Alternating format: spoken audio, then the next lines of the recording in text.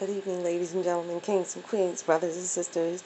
This is Kalila, and this is a continuation from the previous video that I was just doing. As I was speaking to you, that I've basically been studying the scriptures for spiritual warfare, and I've been really dealing with so much opposition in this season, and it's basically been because of the the um, the attacks that the devil puts on your mind. You know, the depression, going back into your past, constantly talking about it, looking at yourself where you are in the present and reflecting on that, and somehow trying to add that to the person that you currently are, the outcome of you turning yourself over to God. I'm a new person, and I am happy that I turned myself over to God. You know, I'm so grateful that I lost myself in God for God's sake, opposed to losing myself to the world. That's Matthew chapter 6, verses 2 through 4.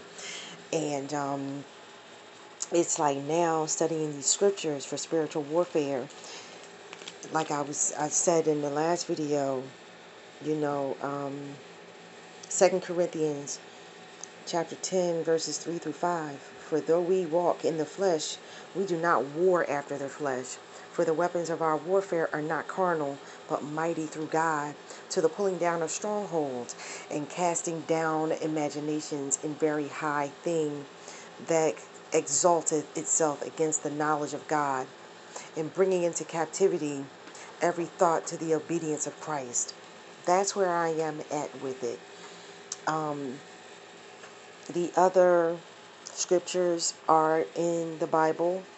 As you know, I've been heavily into the Word.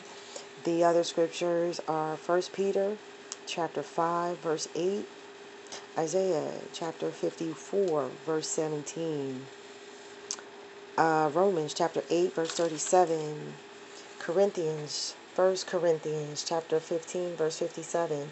And there are a host of others. And there are also others that help you to combat depression and anxiety. And you can also be creative with it and create your own prayers if you choose. There are also many different prayers that you can use to combat any type or any form of mental illness, if you will, that we come up against. Because the devil is busy. He's definitely busy, and his minions are hard at work trying to discourage us and distract us from following God's word. So, ladies and gentlemen, that's all I have for you tonight. That's what I wanted to bring you, just a follow-up to a conversation that I had yesterday, like I said, with a family member. So, again, ladies and gentlemen, kings and queens, brothers and sisters, thank you for joining me. Thank you for watching. And peace, love, and blessings.